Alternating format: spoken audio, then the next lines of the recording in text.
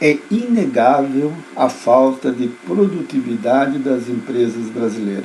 É algo monstruoso. Quem tem acesso aos números, benchmark do mercado mundial, vai ver que as empresas brasileiras têm uma das menores produtividades do mundo. É uma coisa assombrosa. E esse é o objetivo, esse é o foco, então, da sessão de hoje. Vamos entender essa falta de produtividade, aonde está. Quando uma empresa ela quer aumentar a produtividade de um sistema, ela necessita o quê? Ela necessita desenvolver planos de treinamento. Todo e qualquer plano de treinamento, ele visa desenvolver novas competências. São as novas competências inseridas no processo que podem garantir uma produtividade maior. Nesse ponto, eu queria abrir aspas e vamos falar sobre competência. O que é uma competência? Competência é o conjunto ou é a união de 3 variáveis: conhecimento, habilidade e atitude. Conhecimento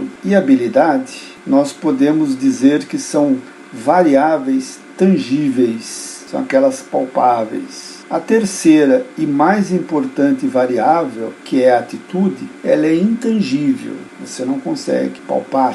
E aí que começa o problema. Quando você desenvolve um plano de treinamento, você está visando o quê? Você está visando, em primeiro lugar, novos conhecimentos e desenvolvimento de novas habilidades. Na maioria das empresas, na maioria dos casos, nós esquecemos da terceira e mais importante variável do processo, quando nós falamos em novas competências: atitude. Então nós esperamos trazer novos conhecimentos, esperamos que aquelas novas habilidades reflitam numa produtividade maior e as coisas não acontecem. E aí muitas empresas deixam inclusive de investir em treinamento porque acreditam piamente que isso não dá resultado. Já foi feito no passado, não deu resultado, investimos uma grana legal nesses treinamentos e, enfim, não teve resultado. Mas não teve resultado, gente, exatamente por desconhecer ou desprezar a terceira e mais importante variável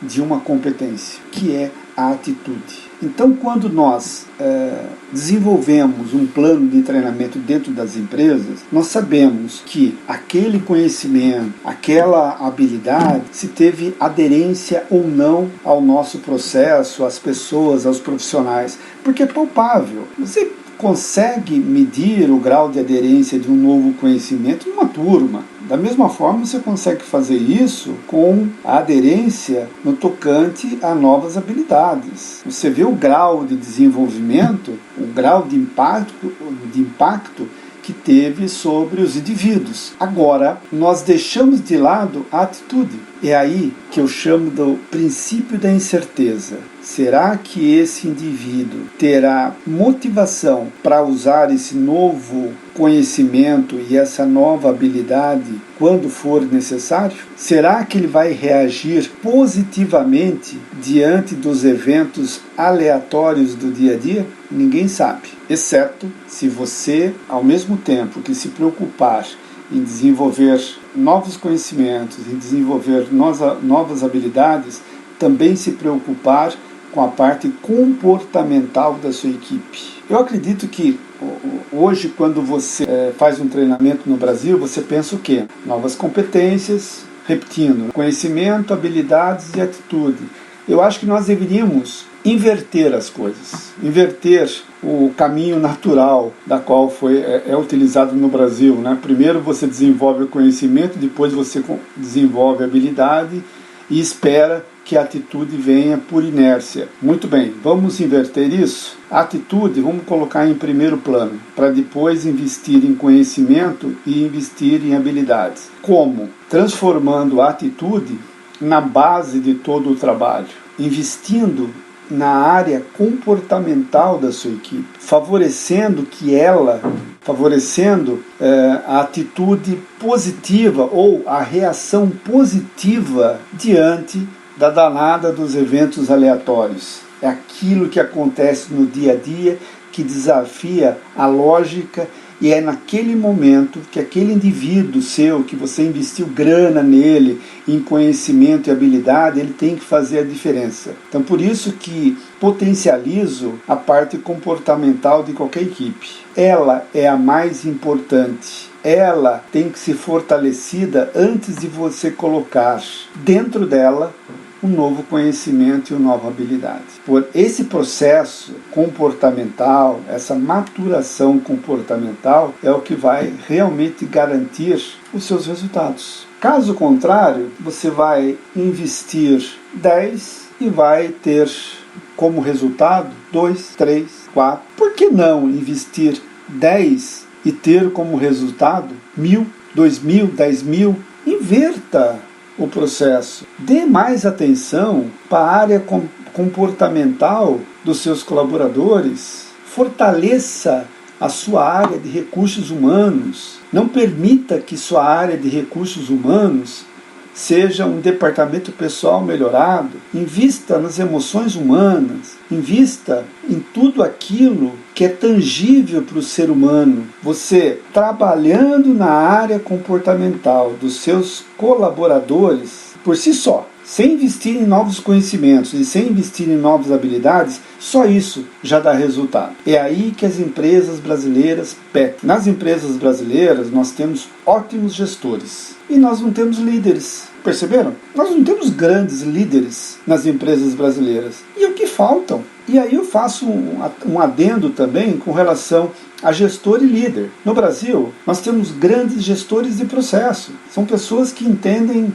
como ninguém de processo. É um Lean Manufacturing, é um 5S, é um Kanban, é um Kaizen, e aí vai e tal. Mas e líderes? Porque o líder, ele mexe com gente, ele mexe com emoções, ele consegue ganhar a confiança do grupo, ele consegue garantir que a atitude seja positiva, garantindo também que o seu colaborador tenha uma reação positiva diante dos eventos aleatórios. Um gestor não consegue fazer isso, porque o gestor ele só vai trabalhar nas duas variáveis tangíveis da competência, que é conhecimento e habilidade. A atitude, o gestor não consegue ter acesso, o líder sim, mas líder é comportamento. As empresas têm que investir na área comportamental delas. Não pode enxergar isso como um tabu,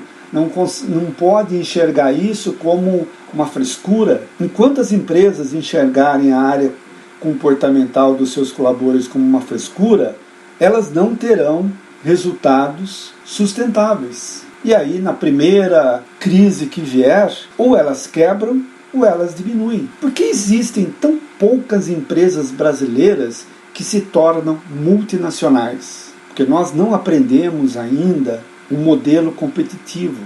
O modelo competitivo é aquele que valoriza a sua gente. O diferencial competitivo de uma empresa não está no seu know-how, não está na tecnologia que aplica no seu processo e muito menos nos seus ativos. O diferencial competitivo de uma empresa está na sua gente e no quanto você investe nela ou nelas.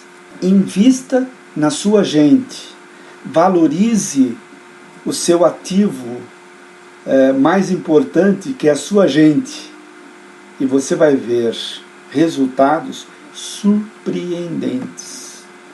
Se você pensa em desenvolver novas competências no seu grupo de trabalho, querendo aumentar a produtividade para diminuir as não conformidades, para diminuir os desperdícios, olha, na boa, invista na área comportamental da sua equipe. Em primeiro lugar, quando você perceber que a área comportamental já serve como base sólida para conhecimento e para desenvolvimento de novas habilidades, então o faça.